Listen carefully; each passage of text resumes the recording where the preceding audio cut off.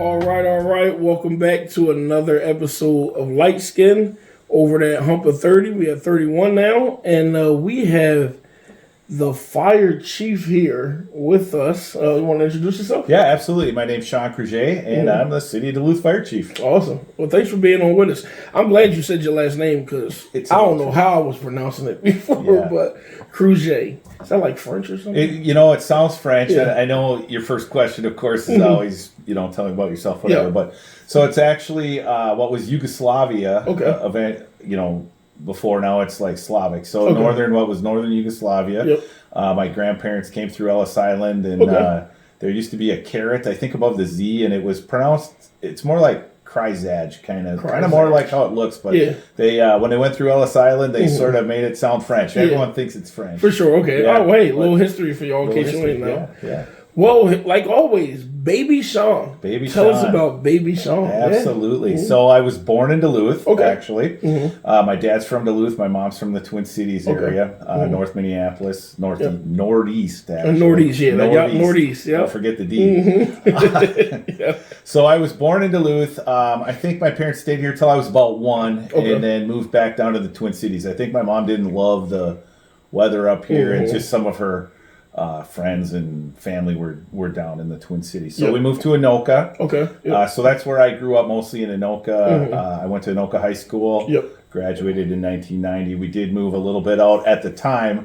What was the country in Ramsey? Oh, Ramsey. So back in the day, mini bikes and snowmobiles and all that. And I came home one year for college, and my dad asked, "Hey, what'd you think of the new stoplight?" I might have just drove right through that thing. I don't even know if Where was it at again? Right down the street.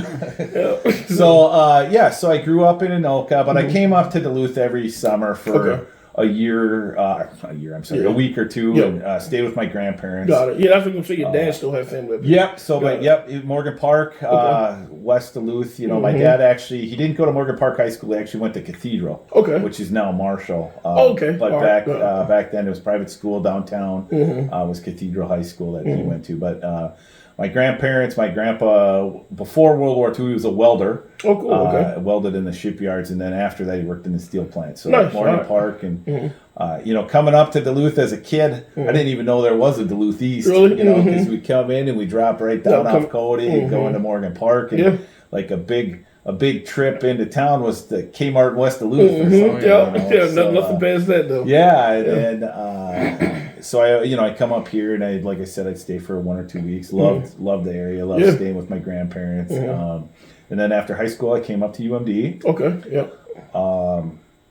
Not real successful. I wanted to be a firefighter. I knew people who were on the Minneapolis Fire Department down in the Twin Cities. And where I grew up, it was all volunteers. So Anoka's a volunteer department, Ramsey's a volunteer department, some of the other areas around there. And so, of course, my parents were like, you got to go to school, got to go to college, got to go to school. I didn't really know there was a fire school. It was kind of really new back then. Lake Superior College was a new thing. So I came up, went into engineering at UMD, and just kind of did well if I wanted to. Like if I liked the class, I did well. If I wasn't super interested, not so great, right? And had fun. Went to parties and went to stuff. That's life. That's college. You'll never have those years again. Lived through the giant Halloween storm, and all that was what 91. 91, yeah. So that was actually my second year of school. So.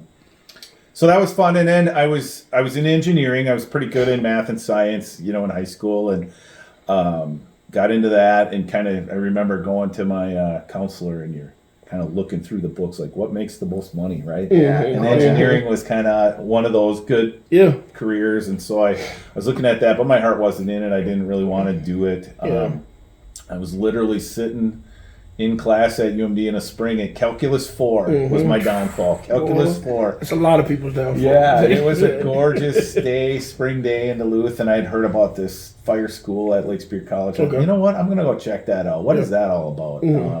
What year in school were you in? So that would have probably been around 1994. I think. Yeah. Like, it would have been. You was almost done. I was well. In theory. Yeah, in theory. You were a senior on paper. I was probably the 5-year plan, or maybe even actually the 6-year plan. We'll see. I don't remember exactly, but definitely the 5-year plan. Yeah, for sure. So then I went out and kind of checked that out, and at the time it wasn't out here. Okay. It was at like 46th Avenue West, where Mayo Ambulance is right now. Oh yeah, yep. So that's where the campus was when I was going to school there. Cool. So, and got into that, and kind of the rest is history. Yeah. So I'm gonna back up a little bit, but then I'm gonna come back. So, all right, did you have siblings grow up, or? Yep, absolutely. Okay. So I have one brother. He's 4 years younger than me. He actually works for the FBI. Oh, dang. He's. I gotta talk to him.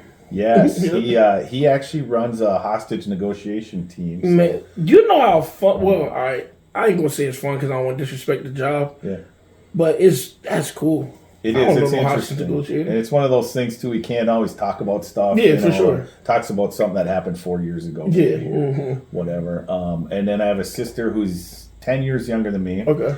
And she's adopted. She's Korean. Okay. So I was in 4th grade when we adopted her. Okay. And so we were not as close because I was, by the time she was just I was more like her babysitter. For sure, yeah. Than her brother, So I was gone. I was kind of out of the house, in college and living here and doing wildland fire and some other things. So, of course, we're closer now. But as a kid, that 10 years was a pretty big span. But my brother's 4 years younger than me, and even that, I harassed him. I was the typical older brother. Older brother. My brother 2 years younger than me, and I used to beat his ass. But he was crazy. I'll tell a story. I'll tell a quick story. He's a police officer now down in Virginia Beach, Virginia. And there was one day he had a big old anger issue, like when he was young, like he used to always snap. But one day I took his belt, and he always wore this belt to school. I don't know why, but I took it. He missed a bus. So out of nowhere, flying past my face is this 10-pound dumbbell. And I was like, what in the world? So my crazy ass picked up this, I don't even know, it was like a 20-pound, threw it. I wasn't trying to hit him, but it bust a wall. Oh, yeah. All I heard my mom, that's your aunt. Real name. Real names come out as no joke. And, but that was the last time I stole his belt.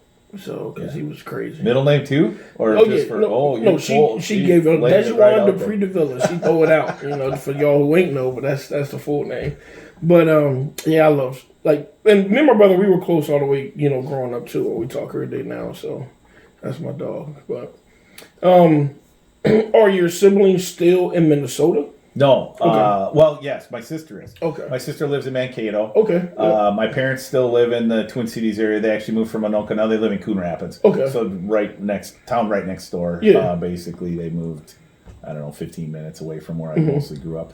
But my brother right now he lives in Virginia on the East Coast. Oh, cool. Yeah. So, but he's actually got a house on both coasts. So he's got a house in San Rafael, just north of San Francisco, and then a house in Virginia. Where in Virginia is he? Gosh, it's a little tiny town. Right. Northern Virginia. Okay. Something, I think it's called Goldvein, Virginia. So it's kind of on the border because he works out of Quantico. Oh, got it. Okay. That's dope, though. That's really cool. So I'm gonna stay back in this a little bit. Yeah. What made you want to come up to Duluth for school? Was it just all the visits that you came up with your grandparents, or just kind of not wanting to be in a big city? What made you want to come up this way to do school? Yeah. I think most of it was kind of just that visiting my grandparents and coming up. I like Duluth. I like the area. My dad went to UMD. Yeah. Wanted to get away from the cities a little bit at the time. Again, that was, late 80s. I graduated in 90, and so it wasn't quite what it is today. It's not as built up as it is now, but felt like it was just a good kind of, a good fit, even though it wasn't really what I wanted to do. But, I always went to the Bulldog hockey games, Bulldogs Gophers and things like that in the Twin Cities. And didn't really look at a lot of other places. Really? Actually applied to UMD, got in right away, and looked at a few other places, but not really seriously. So, just kind of liked the area. Had cousins still that lived up here. Okay. My grandpa was still alive at the time. So, I think that was part of it. Just had some family, had some connections, and seemed like a place I would want to be. For sure. Now, how long was the fire school that you went to at LSC?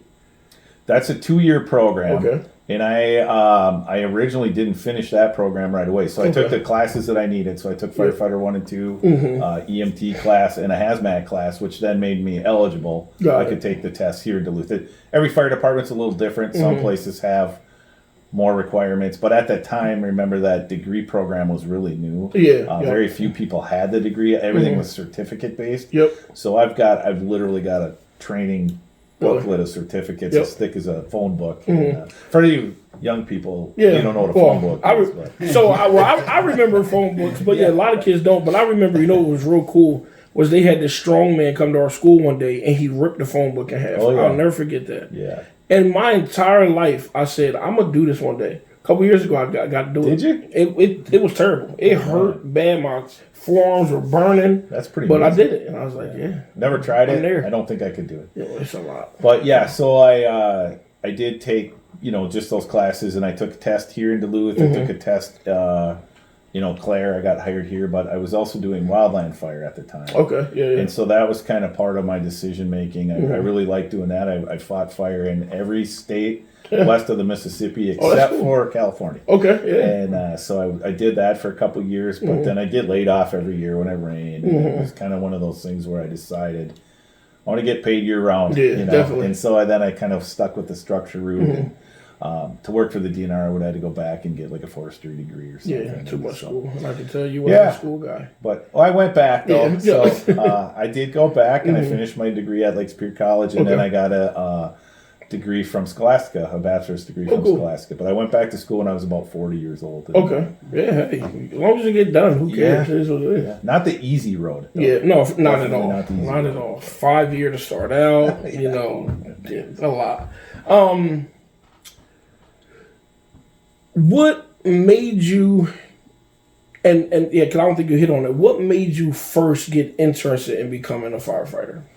Yeah, that's kind of a good question, and I don't really think I have a great, this one thing happened, but like I said, I knew a couple people who were on the volunteer departments around there. A couple friends of mine, their dad, one was a Minneapolis firefighter, and then it was just I think it was a friend of my dad's. My dad worked for the Hennepin County Workhouse, adult correctional facility. So Hennepin County, of course, they do things with Minneapolis, and so I met a few people that way. And when I was in high school, the girl that I dated, my girlfriend, her dad was, I think he was an assistant chief of the Dayton Fire Department. And then some of her other relatives were chief and whatnot of Crystal. And so I just kind of knew some people, and I thought, this is pretty cool thing, something I like to do. And as I looked into it a little bit more, I really liked the idea that you're working outside. It's different. An office setting just did not appeal to me. I couldn't do it. I couldn't do it either. Just that kind of 9 to 5 thing. And so as I looked into it more and saw the schedule, the 24-hour schedule, but then you have a lot of days off. You work 10 days a month. Pretty decent wage, pretty competitive at the time, and it's kept up for the area too, and I think one of the things, I don't know if we'll talk about this later, but one of the things, probably one of my better decisions in my 20s was actually getting into a fire department, getting into a job that's a union job and has a pension. And now as a person in their 50s, I'm looking at how secure I am, and a lot of my friends, they got to work another 10, 12, 15 years. It's crazy. And I'll have the ability to, retire early and hopefully enjoy some life and still have some good income. So that was, I didn't make a lot of great decisions in my 20s, but that was a good one. And it might have been lucky, but... and that's all right. Sometimes they just fall in your lap and you say, absolutely. You know what, if I'm going to do anything good for myself, this is going to be it. So before the fire school opened up here, was the fire department just a volunteer department, or how did you have? All right. Yeah, Duluth has been a career department literally since its inception, over 100 years. Got it. So the union is Local 101. Well, those are kind of numbered as they went. So you see Local 3265. They haven't been around as long as back in the day. Definitely. So St. Paul, things are Local 21 or whatever. So being one of the first 100. That's cool. Union, anyways, fire departments. They've got a long history. They've been a career department basically any time since the modern era. Of course, going way back, there was a little bit different. Yeah, it wasn't a volunteer thing. And actually I had some difficulty at first because I lived in Duluth, and that's a way to get experience is to then work on a volunteer department. While I lived in the city, that wasn't an opportunity for me. So I looked at some other things. I was on Spirit Mountain Ski Patrol. Oh, cool. Okay, I did some work for like youth hockey, did the EMT at the rink, kind of focused on some of that medical experience because I couldn't focus on the fire side living in town. Yeah. Is there any rhyme or reason why some cities have volunteer, some have paid? Because you mentioned like Anoka's volunteer. We've got a buddy that's down in, I think, Bloomington or something. Don't quote me, but that's a volunteer. And sometimes you think, man, that's such a big city. You would think they would have a structured fire department. Why is that? Well, so Bloomington, that's an interesting thing. That's actually a challenge for us right now. A lot of those first ring suburbs in the 7-county metro, they had been volunteer for a long time, and now they're switching to combination or career, partly career. So Bloomington's one of them. They're actually just changing to a full-time career department. I think the question, was in history, the bigger cities had it, population centers and heavy industry. So that was part of the thing. I think those areas that you're talking about now, they were rural. Even like I said, growing up in Ramsey and Anoka at the time, like that was really the end of the cities and the start of farm country. So I think that was part of it. Tax base, population, just the needs of the community were different, and that's changing now. It's changing a lot, and there's a big shift to a lot of those what have been traditionally volunteer departments are going to at least combination, which is part. So they have some career and then some volunteer staff as well, or going to full career staff. And I suppose since Duluth had so much industry, the ports, it made sense. Yeah, steel plants and, my grandpa worked at the steel plant too. Oh, did he? Yeah. So I guess I can't say specifically why, but most of the ones, at least around us, when you think of Proctor, Hermantown, cotton, anything that's a little farther out. A lot of it's just population based, and there's not maybe a need for a career. People they didn't call 911 as often for stuff as they do now. So just from a city or a township standpoint, the return on investment probably wasn't there. You didn't use it enough to justify the cost, and so the volunteers, they would provide a really good service, primarily more in the rural area. But again, if you look back in the 50s, 60s, 70s, even some of those, what are bigger cities now, Brooklyn Center, Champlin, on that northern suburbs where I grew up, there was a lot of farming, there was a lot of agriculture. They just didn't have maybe didn't have the need. They didn't have high rises. They didn't need ladder trucks, things like that. So it's wild because I think at some point, when you young, like especially young men, like you want to be a police officer or a fire, on the fire department. But then, when Pete was on, he was talking about just the amount of calls they get. Yeah. And my mom thinking, I don't want to do this. I'm not. There is no way in the world I want to show. All I want to do is fight fires. That sounds fun to me. Everything else is like that's a lot. How was it for you getting in? When you finally got into the apartment and then seeing, and maybe you knew a lot of this beforehand, being around some firemen, down towards the cities and stuff, but just not the fighting fire side. How was that? It was different, when I started. So I started in 1997. Yep. I started in the 1900s. Yeah, boy, look, I was 6. I was young. Yeah. So I like to joke about that a little bit. But we were running around 5,500 calls a year, about the same amount of fires as we have now, but definitely less medical calls and things like that. So. And then there was still, the old housing stock in Duluth. So that's one of the differences here. We have 100-plus-year-old houses that have still knob and tube wiring and even bus fuses instead of electrical panels and things like that. And so just not up to whatever standard codes would be versus a younger city, or maybe the city's older, but the buildings are newer. So if you take a city like Edina or Bloomington, you mentioned, that most of the houses were built at least in the 70s. Yeah. Versus the 1870s or the 1910s or whatever the case may be. So we still did quite a few fires back then. Things have changed even in the last almost 30 years that I've been here with more sprinkler systems, fire prevention, stuff like that, which of course is much safer. Building codes have changed. But it was still an exciting place. And I think what's really exciting and kind of what draw me to Duluth also is just the variety, even the variety of the fire department, different calls every day. You never have 2 days the same. But even here in Duluth, we have water rescue. We have an international airport. We have, the city is so long, almost 27 miles long. And, and it's so different. Out here in West Duluth, there's all, you got all the bike trails. You've got rope rescue things. We got wildland fire out here. And then on the east side is a little bit more of the water stuff. And even there's horses. People don't realize how many people in town actually have horses. There's horse trails. There's snowmobile trails. There's the ski hill. There's all the stuff downtown. I mean, it's like there's just a huge variety. If you work in some other fire departments, even in like the Twin Cities area that are more the bedroom communities, they work in wherever, they got some high rises. They go on a lot of medicals. We still go on.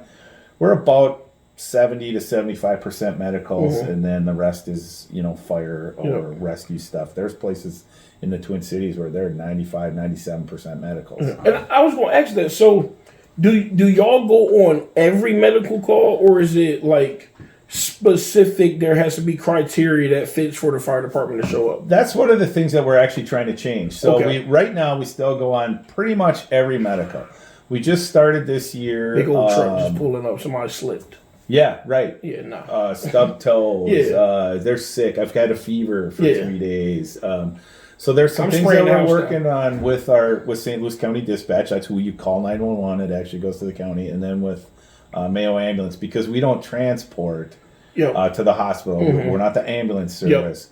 So there's calls there that we can probably not go on anymore. I think there was times historically where we fought to go on everything. Like, well, if you call 911, you get police, fire, and ambulance. And now we're realizing, now we're realizing that we don't really need to be there on all these calls. And I suppose too, maybe it's location based. Yeah. Because out here we do family foster care, and it's a godsend to have. What station is? Station 10 is in Gary. Yeah. Because they get here, they help, with the situation, and sometimes it's like 25 minutes until the ambulance gets Absolutely. here. Yeah. So the ambulance would be coming from West Duluth, at least from here. That most oftentimes they'd be coming from that 46th Avenue West area, but sometimes they might be coming from Superior, or if they're on another call, we have 8 fire stations throughout the city. Okay.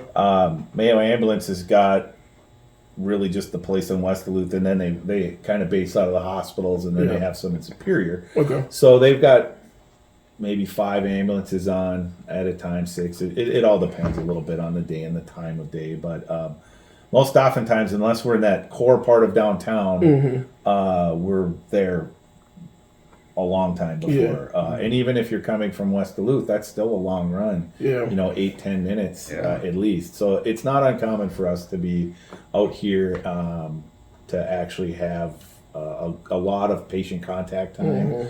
One of the things we're changing in January, we're actually adding a 4th person to this station out here. One in here, Station 10, and then also in Lakeside, Station 6. So because of the farther reaches parts of town, and then as we get more traffic and then construction and different things like that, it changes. But and we're growing. I mean, you look at Morgan Park is growing. There's probably going to be a greater need for that new development just went up down there too, or that housing development over by the ski hut or whatever it is. Back there. Those are expensive. They're nice. But that's one of the things. So we actually coordinate, or at least we try to coordinate with the planning department, because they've got their Imagine 2035. And that's one of the things that as a city we're trying to grow, and this goes back even to like Mayor Ness. They want to be a real city of the first class again, with 100,000 people. Where if you look at the town, where are you going to add 15,000, 10, 15,000 people? Where one of the only places where there is a lot of potential for big land, big areas to add that growth is out in this western part of town. And so there's That is nice out here. So that's one of the things that we look at is as we're planning station remodels or, staffing changes. Are the stations in the best places? They're where they were from what used to be the best places. Are they still in the best places? And that's some of the things we're looking at. It's an interesting thing. I like to throw a little history out there for you. So so we have 8 stations, but they're numbered up to 11, and people get confused. Why do you don't have 11 stations? Yeah. No, we only have 8. And that goes back because we're such an old city and such an old fire department. It goes back to the horse days when they had horses. So the horses would be too tired going up the hill, going up like Masaba Avenue or going across town. So downtown we had Station 1 and Station 3. And then up by the mall area there was a Station 9. And then Station 7 was a little closer. So at whatever points we could get rid of Station 3, get rid of Station 9, and then get rid of Station 5 on Park Point. Because we didn't have horses. We went to mechanical, fire engines or fire trucks. And so we could actually get rid of some stations that we had that go way back to the days. Yeah, no, that's a cool. Yeah, I would have never guessed that. I thought they just skipped numbers because they was born or something. But I like it. So now we're back up again. What was the path like for you to go from starting in the fire department to now chief? It's a path that I didn't really expect. I kind of thought I would probably get up to the captain ranks. I wanted to go through and do some promoting. But so I started as a firefighter, and I really tried to concentrate on kind of being the best position I was at the time. So I was, as a new firefighter, I had some really good mentors that were had been around for a long time, and they were still came from that old school before we did medicals even, and they laid a line on every fire because they didn't really have automatic alarms back. They didn't have alarm systems. They didn't have as many sprinkler systems. And so they did a little bit more firefighting. So I gained some good knowledge from real experienced people. I think I was a firefighter, what we call tailboarder, and that goes back to literally riding on the back bumper, the tailboard of the fire engines. I think I was a tailboarder for about 4 years or so, 4.5 years, and then I became a driver, fire equipment operator. And I drove the rescue squad. I was on the busiest rigs. As a firefighter, I was at Station 2 on 27th Avenue West. Got it. For quite a bit of time. And that was a great place, busy station. A lot of fires. Kind of a densely populated area. Some parts of town are more spread out. So you get more calls, more people in a smaller area, you get more calls.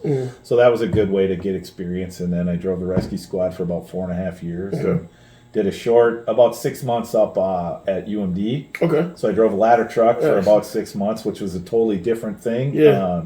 And kind of fun, and then I got promoted to captain, and I was captain for a while. And that's when I started getting a little bit more onto the administrative side. I ran our hazmat team, hazardous materials team, which is a state of Minnesota team. So that's a regional. We go out of the city for that. Got it. So we can go, we just had a couple weeks ago, we had that hazmat call at UMD at the engineering building. But we could go anywhere in the Arrowhead region. Got it. So although basically down to Hinckley, up to the Canadian border, and as far west as kind of where St. Louis County goes down. So Floodwood, that kind of stuff. That's a big area. So I kind of got into that a little bit more administrative stuff there, dealing with the state, Homeland Security, and the fire marshal, and worked that route, and then did that for a couple of years, and then ended up as a deputy chief. And at the time, there was only one deputy chief, so there was just the chief, Chief Edwards, and then I was the deputy chief. Now we have 3, so we have a deputy chief of operations, life safety, and training. And then at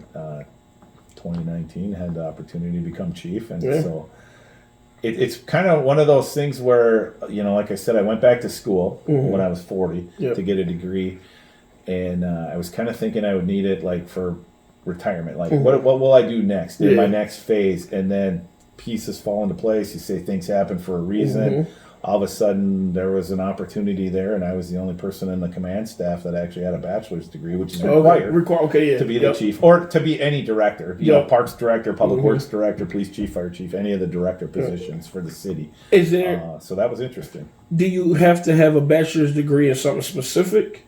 Not necessarily. I mean, it's usually going to be more specific to your thing. So, the finance director is going to have, definitely, for fire, where it's more of a leadership. So, my degree from Scholastica is organizational behavior. Got it. So that's it's actually a management degree, and then I have a minor in psychology. Oh, so it's actually really, I think it's really good because it's, managing the business side of the fire department, but then also managing the people side, the personnel. So that turned out to be a good training for me. Very cool. Good background. Yep. Yeah. How have you enjoyed being chief so far? I like it. It's got its ups and downs, of course.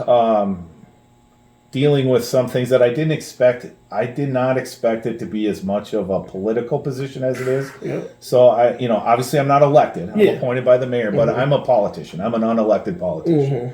And I deal, almost daily with the mayor, with the city council, with senators, both state and federal, the governor. One of the things that I think is interesting and unique about Duluth is when you're dealing with on that federal side, especially like whether you're dealing with Representative Stauber or Senator Klobuchar or Governor Walz, they want to sometimes have representation, outstate representation. Got it. Okay. So they don't always want everything from the Twin Cities area. Well, we're kind of the big player of it. Duluth is obviously the biggest city. Forever we were the third biggest city in the state. Now we've dropped a little bit, but so there's times when, like Senator Klobuchar, for example, wants to do some sort of a roundtable thing, and then she wants somebody that represents outstate, and so then I'll get those calls. Yeah, that's cool though. Yeah, I never thought I would be, testifying in front of the state legislature as much as I've done, and one of the reasons I became a firefighter, I didn't want to wear a suit, right? Yeah. Well, as fire chief, I wear that suit. I got a tie on way more than I sometimes would like to. Yeah. So that was unexpected, but I've actually found it interesting. And it's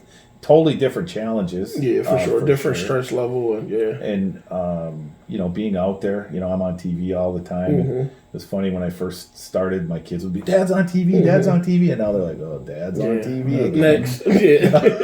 Next. So, but one thing that, speaking of my kids, that I find really exciting. So now my oldest daughter's 20, and she just got hired on the fire department in last April. Heck yeah. Awesome. So so now I kind of get to relive some of those, just that excitement of being a young firefighter and seeing, she gets excited for stuff that I'm like, oh man, I wish I had that. And so it's kind of rejuvenated me a little bit and connected me. I think it's hard when you move up the ladder and you get into administration, you kind of lose, you do lose touch. People say that. Day to day. Yeah, no, I get it. The chiefs don't listen. They're out of touch, and they're not totally wrong sometimes, and so it's hard to make that time, to make that connection again, and this has been a good way for me to do that. Yeah. No, that's cool. It's like when I first started at NYS, I was the director there, and I would come in early. I always wanted to get my stuff done before the kids get there, because a lot of times, you get so busy in that office work that you don't even know what's going on with your staff.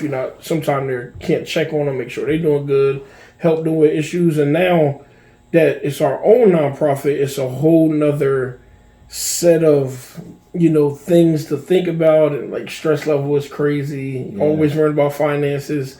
But one thing I always try to do is I come in early, at like 8. Get a bunch of stuff done. That way when the kids there and my staff come in, I can kind of really just focus on that. Yeah. And I think as I get older, I'll slow down more of the day-to-day as I get older, but I never, as long as I'm effective, I always want to, just be in that day-to-day, just to hang out. And it's fun. And it always reminds you, like, why I decided to do this, when you get to see those success stories from the kids, or they come in and, kids come in all the time and say, oh, Pez, I just got an A on, a project. Yeah. They're excited. Yeah. It's a simple project, but it's like, damn, there it is. That's why we do it, Right, absolutely.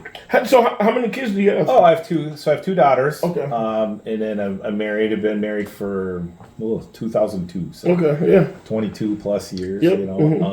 My wife's from Duluth, so she went to East. Yeah. She was a swimmer and did all the things there. Yeah. We met at UMD. So that's one thing. Successful. Yeah, we got 2 on our belt. We got 2. Yeah, that's awesome. Yeah, so I have 2 daughters. My oldest is 20, and my younger daughter, she'll actually turn 18 next week's her Halloween birthday. Oh, cool. Okay. So she turns 18 on Halloween. She's a senior at East. What she want to do? She does not want to be a firefighter. Yeah, you only get one. Yeah. you only get one. She's really interested right now. She's doing PSEO classes. She's interested in sign language. Very cool. So interpreting and doing sign language. And then she's also interested in some computer type stuff. She likes coding and gaming. She built her own computer. Oh, damn. Okay. Like desktop computer. Got all the components, built it. So she's interested in that. I think she's not quite there yet as to where she wants to go. She's thinking probably going to go to UMD. Kind of work on those two things. So she's not quite as set as my older daughter was. So she kind of figured that out. I think it was her junior year. She asked me, "Hey, Dad, what do you think about firefighting?" And I was like, "I don't know, it's pretty good." Like, I do it. I didn't understand the question at first. And I do it. Yeah. No, what about for me? And I was like, "Oh, it had never really that was not, I don't think ever really her plan. Like I'm going to be a firefighter since she was 5 years old or something like that." And, I think it was kind of the same things that drew me to it. Having just a variety. She looked at some things. She didn't really want a 9 to 5. My wife's a teacher. Okay. She teaches second grade at Homecraft. So she looked at that. Cool. I mean, that's a 9 to 5, but summers off. Whatever, definitely. A little different. Looked at nursing, looked at a few other things, and settled on firefighting. And so she kind of followed in my path, although she made her decisions a little quicker. She's a little more on point than I was at her age. Hey, so. I mean, you raised it right. Nothing wrong with that. Yeah, that's absolutely good. When I was young, I remember you was talking about that sheet. You look at the careers. Yeah. You look at the big numbers. Like, oh. So for the longest time, obviously I wanted to go to the NFL. That's like my thing. And I remember being in class, and I ain't gonna get to the whole story because it's a crazy story. But our teacher went around the room in our freshman seminar class. And he was like, "What do y'all want to be when you grow up?" Kids saying this, whatever. So me and my cousin Shawn, Duke, and my buddy Sis, we all said we want to go to the NFL. And I'll never forget. Our teacher looked at us. He said, "I don't know if y'all gonna make it to the NFL, because we were bad. He said, to be honest, some of y'all might end up in jail or dead." I'm like, number one, that's crazy. Don't, even if you believe it, don't tell us that. Whatever. Some stuff happened. I might have threw a desk or whatever. Got suspended, but came back, and then they asked us the same question once we got off of suspension. And by that time, I was like, I'm gonna think about it. So, while I was over in suspension, we had this little sheet, and they wanted you to look up these careers and everything. And I had settled on anesthesiology. Oh yeah. Right. So that's all I was focused on. Like through high school, I never missed the honor roll. Like at all, I got 1B all through high school. So my grades, I was like, I gotta get a 4. Go to a big school, whatever. And when I first started college, I was taking all biology classes. Anatomy, everything. And I had a friend going through med school, and I would go over there to his house and help him with. He had a big test on medications. He said, "Hey, I got these flashcards. All you gotta do is read the name of the medicine, and I'm gonna tell you all the side effects." I couldn't pronounce one medicine, none. That's why I said, "Yeah, I'm done. Can't do this. I'm done." And I was in like year 2. I said, "I can't do this." And then he was like, "Well, look, don't get overwhelmed. What if you read the back, and then I'll tell you that." I couldn't even read some of the side effect things. I was like, "Dude, this is too much," So then I kind of just backed off, and I ended up getting a political science and the econ, minor econ, and then when I came to UMD, I got another 2 majors. But yeah. Sometimes I still think, I wish I would have went to med school, but I feel like I would have still been in school. I was on that 5-year, I would have been 25. Right. So we never would have made it. I know what you're saying. I was a paramedic for almost 20 years, and I dropped that. Now I'm down just to EMT. Yeah. It got to be too hard working and not actually working in the field and not transporting patients. That was another way I was looking at trying to get experience and get a job. There's a lot of fire departments, even locally, Cloquet, Hibbing, Virginia, they're the transport. So that's a way, if you're a paramedic, like back in the 90s, it's a little different now because they're the area, Cloquet area. But at the time, when I was testing in the mid to late 90s, you had to be a paramedic just to take their test. And so there'd be times when only like 7 or 9 people would take their test because they had that extra requirement. For sure. So I was looking at that too, and a little different now. Have you thought about, because a lot of people don't think about this, and this is another thing, when you're young, you think, I just want to work and retire. But then I watch all my friends that's retired, they're bored. Like, they're so bored, so then they end up driving. I got a buddy, Rick Troy, he drives the groom shuttle now. Oh, yeah. For, you know, twice a week. Or another one of my buddies that's retired, he does school bus driving. Sure. So he drives his kids in school in the morning. Have you thought about, like, what you want to do, or maybe just some traveling or something, like once you retire? I have. So my wife and I, we love to travel. Yep. And my kids too. Yeah. We had a camper for years, you know, and we would go 1 year firefighter. Yeah. You know, you work 10 days a month. So a vacation, a week is 4 work days. You get 17 days off in a row. So you take one vacation, you get 17 days off. So, and of course, like I said, my wife's a teacher. So we had summer. We'd go to Yellowstone. We'd go to Glacier. We'd go to Estes Park. We did a lot of that stuff. And then we'd try to do some things. You know, we couldn't do it all every year and stuff when the kids were younger. But when we could afford it, you know, do a spring break trip, you know. And, so my kids are on their like 3rd passport. You know, they were in Mexico when they were 2 and 4, and Belize, and so we love to travel. So that's a plan that we'd like to get back into that. I think I'll be happy to be done for a while, but if I do get that itch to be bored, I've thought about this, going back and doing some wildland stuff. So I did that. Got it. Not actually doing that trench digging firefighter, but at a command level. So.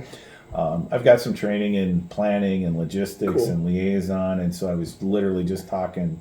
Last week we had the Fire Chiefs Conference. The Minnesota State Fire Chiefs Conference was here in Duluth, and I was talking to some people on that. So we're the Minnesota is the westernmost state that's in the eastern region. So it's the eastern region is a command team, and I was talking to a person doing liaison, because that's what I do now. Like I said, I liaise. I work with government officials. I work with the public, so I'm interested in that. But it's something that I could do on my terms too. If I want to go, I can go. If I don't want to go, I don't have to go. And I don't, 2 weeks. They're usually 2-week commitments for a fire or some of the all hazard stuff like a hurricane or something like that. But, yeah, so that's kind of my plan right now. But who knows? I might just go fishing. Yeah, look, I love fishing. I'm a fly fisherman. Oh, okay. That's my thing. I do a lot of rivers. If I fish on a boat, I just drink. Well, there's some of that. Ain't nothing wrong with that either, but I've gone. Well, that's more ice fishing. I've gone ice fishing and never drilled a hole. Let me say this. So, I'm scared to death to ice fish. I've done it with Jim Knapp up here. We went on Fish Lake.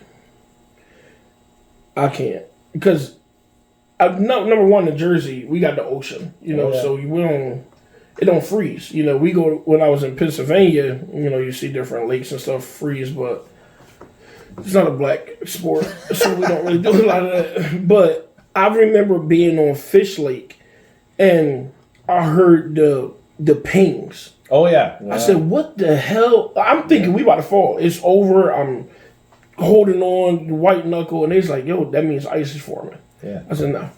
I don't care what it means. Get me out of here now. They took me to the bar.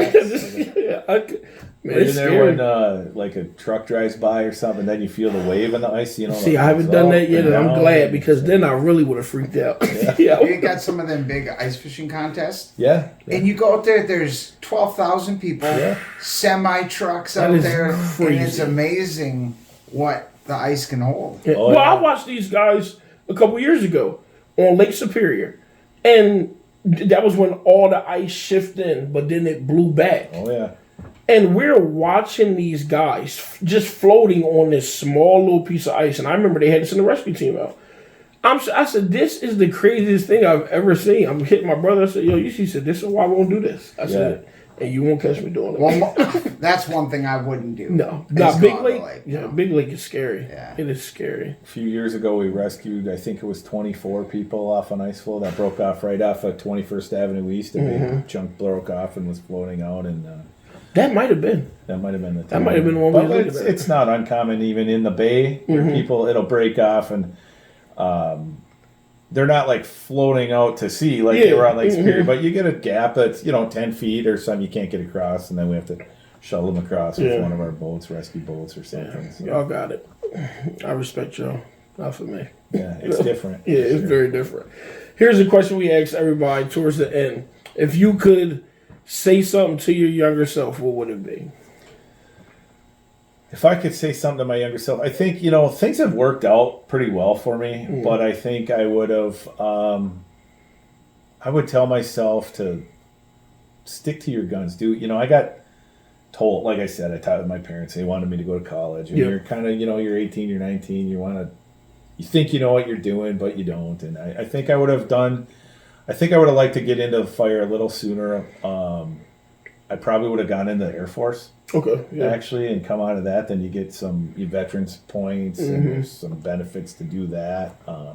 Travel the world a little bit more. But that being said, I met my wife at UMD. I got some of my best friends now were my roommates back then. Yeah. So you want a podcast? Yeah, never podcast. Never would happen. Yeah. So I don't necessarily. I for sure don't regret it. It wasn't the most efficient path, for sure. But I think that would be something that I would just tell myself is, do what you want to do. Don't try to please other people really, and of course there's always some give and take there, right? You got to please people a little bit. That's part of life, part of being an adult, part of growing up, and you can't just do whatever you want. But, that sucks. But that would it's terrible. That's a hard part. But I think I could have I could have probably been on track a little bit quicker. But that being said, I don't know. I think it worked out. It worked out just fine, and I made great relationships, and I still met a lot of great people, and I ended up here. There was times where the grass is greener, and I was looking at moving to Montana or doing something else, and probably would have ended up back here. I know some of your other podcast people like said they moved away and they come back. They this is a great place to be. It's a draw. It's a draw. It's a great here. place to be. Yeah. So I enjoy it. So well, thanks for being on with us, Absolutely. man. I really enjoyed it, and it's cool hearing your story. Like everybody's just like you see people every day, and you only know what you see. Yeah. And it's like until you really get to sit down and talk, it's like, oh man, all right, that's a dope ass story. So I think this is something we need more of this. Because it's easy to sit and watch. I don't like that person. But they always say it's hard to hate someone you know. Yep. And just even if you don't always agree, conversations like this and of course we liked each other before, but, for sure. But now we get to know you. Like I only knew you from meetings downtown Duluth, or there was city council meetings or something. Like, well, now this is cool. Get to know the person. For sure. I think it's fun. Yeah, and we're gonna go fish one of these days. Probably with a drink somewhere in there. Probably. Yeah. I appreciate it, man. Thank you. You bet. And we'll see you all next time. Thanks for joining us. Oh, don't forget, like and subscribe, share the podcast so we can get more traction. And we appreciate all the viewers and listeners too. So thank you. Thank you.